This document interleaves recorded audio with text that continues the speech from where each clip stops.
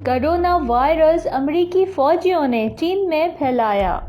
دنیا کے تقریباً نصف ممالک کو متاثر کرنے والے کرونا وائرس سے متعلق چینی حکومت نے دعویٰ کیا کہ عین ممکن ہے کہ مذکورہ وائرس کو امریکی فوج چین کے شہر ووہان لے کر آئی۔ یہ پہلا موقع ہے کہ چینی حکومت نے واضح طور پر کہا کہ عین ممکن ہے کرونا وائرس کو امریکہ نے چین میں پھیلایا۔ اس سے قبل متعدد میڈیا ہاؤسز اور سوشل میڈیا پر ایسی خبریں گردش کرتی رہیں کہ امریکہ نے ہی حیاتیاتی حملے کے تحت کرونا وائرس کو چین بھیجا، تاہم ایسی رپورٹس میں کسی بھی امریکی یا چینی عہدیدار کا کوئی حوالہ نہیں دیا گیا۔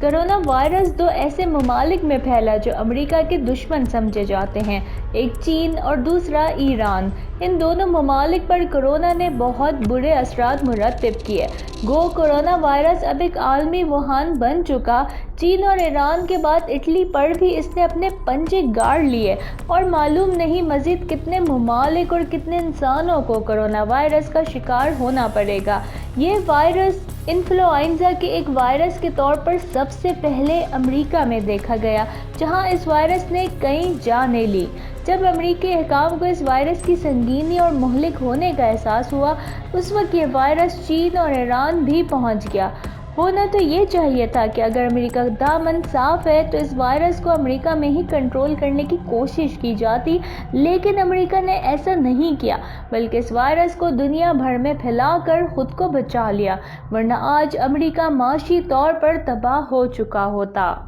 متعدد ویب سائٹس اور انٹرنیٹ پر کورونا وائرس سے متعلق متعدد تھیوریز اور افواہیں موجود ہیں جن میں دعویٰ کیا گیا ہے کہ کورونا وائرس چین اور امریکہ کی پیداوار ہے اور دونوں ممالک نے ایک دوسرے سے بدلہ لینے کے لیے ایسا کیا۔ تاہم ایسی افواہوں پر چین اور امریکی عہدیداروں نے کوئی وضاحت نہیں کی، لیکن اب چینی محکمہ خارجہ نے امریکی سینیٹ کی ذیلی کمیٹی کے اجلاس کی ویڈیو کو بنا کر ثبوت بنا کر دعویٰ کیا ہے کہ دراصل کورونا وائرس کو امریکی فوج ہی چین کے شہر ووہان سے لے کر آئی تھی۔ چین کے محکمہ خارجہ کے ترجمان لی جیان راؤ نے اپنی سلسلہ وار ٹویٹس میں امریکی سینیٹ کی وبائی اور پھیلنے والی بیماریوں سے متعلق ذیلی کمیٹی کے اجلاس کی ایک ویڈیو شیئر کرتے ہوئے دعویٰ کیا کہ ویڈیو سے ثابت ہوتا ہے کورونا وائرس پہلے امریکہ میں رپورٹ ہوا۔ چینی محکمہ خارجہ کے ترجمان لی جیان راؤ نے ٹویٹس میں امریکی سینیٹ کی ذیلی کمیٹی کو امریکی صحت کے ادارے CDC کے نمائندے رابرٹ ریڈ فیلڈ کی دو مختصر ویڈیوز شیئر کی، جن میں وہ ذیلی کمیٹی کو امریکہ میں انفلوئنزا سے ہونے والی اموات کے متعلق آگاہ کرتے ہوئے دکھائی دیتے ہیں۔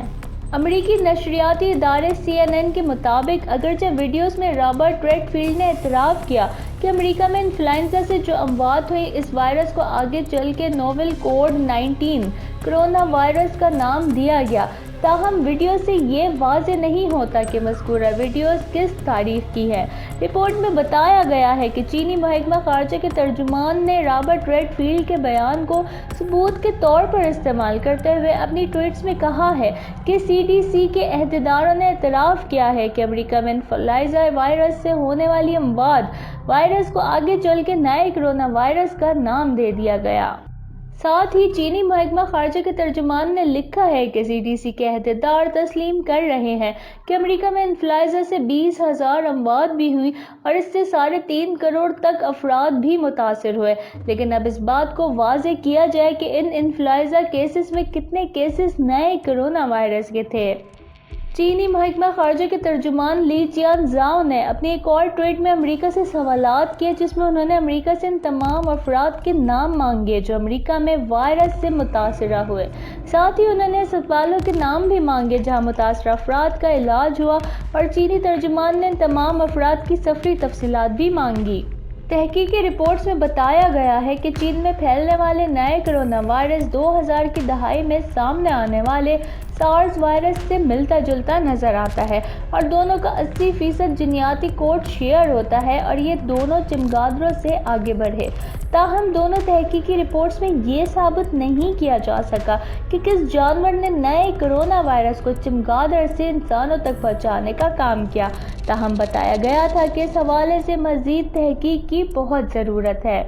لیکن اب چینی وزارت خارجہ کے ترجمان نے امریکی سینیٹ کی ذیلی کمیٹی کے اجلاس کی ویڈیو کو ثبوت کے طور پر پیش کرتے ہوئے دعویٰ کیا ہے کہ دراصل کرونا وائرس امریکی فوج ہی چینی شہر ووہان لائی۔ تاہم چینی کے اس بیان پر تاحال امریکہ نے کوئی بیان نہیں دیا۔ کرونا وائرس سے دسمبر 2019 کے آغاز سے 13 مارچ کی دوپہر تک دنیا بھر کے 115 سے زائد ممالک میں 1,80,000 افراد متاثر ہو چکے، جس میں سے 4,700 کی موت بھی ہو چکی ہے۔